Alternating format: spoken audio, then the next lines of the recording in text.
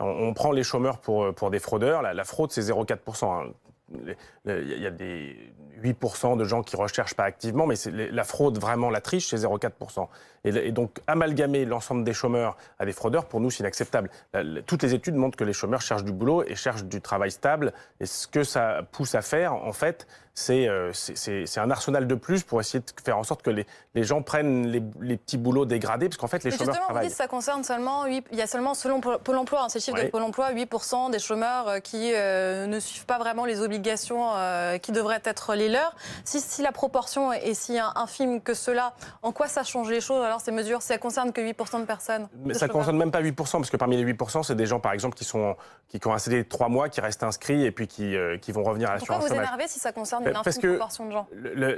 La question, c'est pas la question de la portion des gens concernés, c'est que on a une négociation assurance chômage qui est réouverte de force par le gouvernement depuis le mois de septembre pour baisser les droits des chômeurs de façon drastique, peut-être 10, 20, 30% pour certaines personnes.